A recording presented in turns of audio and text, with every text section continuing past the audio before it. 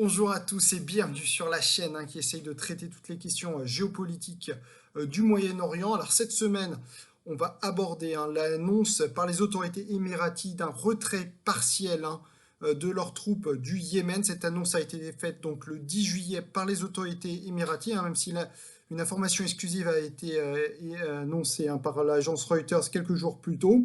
Alors on va essayer de décrypter cette annonce assez complexe à comprendre. On va poser pour cela 4 questions. Pourquoi un retrait maintenant des autorités émiraties? Pourquoi un retrait unilatéral alors que les Émiratis font quand même partie d'une coalition avec l'Arabie Saoudite dans une guerre contre les Houthis? Donc pourquoi un retrait tout simplement sans les Saoudiens? Également, quelle est la stratégie de ce retrait? Et est-ce que cette stratégie entre en collision plutôt avec celle des Saoudiens? Donc on va essayer d'aborder ces 4 questions une par une. Alors première question, pourquoi un retrait maintenant? Alors il faut savoir que les Émiratis tentent depuis déjà plusieurs mois de se sortir de ce guêpier yéméni, de ce bourbier, puisque cela fait quand même près de 4 ans que des hostilités sont engagées au Yémen. Il faut quand même rappeler que cette guerre a débuté en mars 2015 et on ne voit toujours pas de solution militaire à ce conflit, puisque les gains territoriaux sont extrêmement faibles et que donc cela a un coût très important humain et financier pour les Émirats arabes unis avec des pertes très importantes de soldats. Et donc les Émiratis tentent de trouver une porte de sortie à ce conflit qui écorne de plus en plus l'image des Émirats arabes unis. Alors il faut bien le dire, les Émirats arabes unis sont beaucoup plus soucieux de leur image que l'Arabie saoudite, puisque les Émirats arabes unis sont sans doute beaucoup plus dépendants des investissements étrangers que l'Arabie saoudite. Donc à partir de là, les Émiratis ont tout fait, sans doute ont poussé un accord international qui a eu lieu, rappelons-nous, au mois de décembre dernier, en décembre 2018, à Rimbo, dans la banlieue de Stockholm, sous le parrainage des Nations Unies. Un accord a donc été trouvé entre le gouvernement yéménite et le gouvernement autoproclamé Houthi. Et donc, cet accord prévoyait un retrait, un redéploiement des forces Houthis des ports qu'ils contrôlaient, notamment celui de Hodeïda, ce qui a été le cas en avril, où les forces Houthis se sont donc redéployées. Et donc, tout simplement, les Émiratis ont saisi la balle au bond et eux aussi se sont redéployés. Et à partir de là, les autorités émiraties, voyant que le calme revient peu à peu au Yémen, ont pensé qu'il c'était le moment opportun pour réduire partiellement leur nombre de troupes donc, au Yémen. Donc voilà en tout cas la réponse à la première question, pourquoi un retrait maintenant? Deuxième question donc, qu'on a posée, c'est pourquoi un retrait unilatéral, puisque l'Arabie Saoudite n'annonce pas de retrait.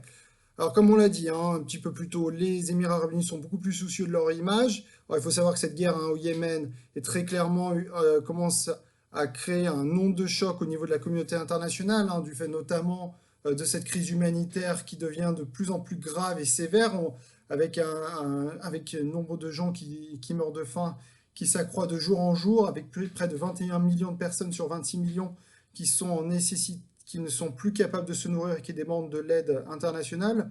Donc une situation humanitaire absolument tragique qui commence même à perturber les consciences occidentales. Et donc, comprenant ceci, les Émiratis ne veulent pas être associés donc à cette crise humanitaire d'envergure. Et donc, ils ont annoncé tout simplement à partir de là un retrait unilatéral sans demander donc l'avis des Saoudiens, ce qui, on voit, met tout de même à l'épreuve les relations stratégiques entre les deux États et qui montre toutefois la limite de l'alliance entre les Émirats arabes unis et l'Arabie saoudite. Et c'est là où vient la troisième question, puisque quelle est la stratégie? Et c'est là encore où on voit clairement qu'il y a dans l'alliance émirato-saoudienne est vraiment mise à rude épreuve pour ne pas dire plus, puisque ces deux acteurs ont très clairement des stratégies totalement différentes au Yémen, puisque il faut savoir que les Émiratis, eux, ont fait le choix de soutenir des milices sécessionnistes dans le sud, à Aden, alors que le gouvernement saoudien très clairement soutient le gouvernement de Mansour Hadi, hein, le président yéménite légalement reconnu disons-le de cette façon, qui actuellement vit en Arabie Saoudite. Et donc, on voit très clairement que donc, la stratégie saoudienne et émiratiste entrent en collision. Ils n'ont absolument pas les mêmes intérêts, les mêmes objectifs. Les Émiratis tentent simplement de sécuriser hein, la situation à Aden. Ils ne cherchent pas à combattre en fait les Houthis dans le nord. Ils comprennent de facto qu'en réalité, ils ne reprendront jamais ces territoires. Et aussi, ils comprennent que finalement, pour les Émiratiens du moins, ils ne représentent pas une menace. Et donc, on voit bien qu'ils ne cherchent pas à combattre frontalement, en tout cas, ils ne veulent plus combattre frontalement les Houthis, ce qui n'est pas le cas des Saoudiens, qui continuent, eux, à bombarder hein, le nord du Yémen avec des conséquences humaines dramatiques. Donc on voit, hein, c'est ce retrait, en tout cas, émiratiste qu'on peut dire, hein, et c'est qu'il met à mal, encore une fois, comme on a dit, les relations entre l'Arabie Saoudite et les Émirats Arabes Unis.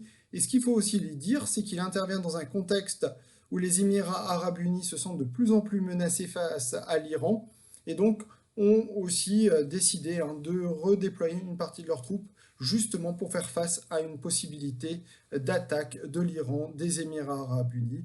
Donc voilà la réponse à ces 4 questions qu'on a posées.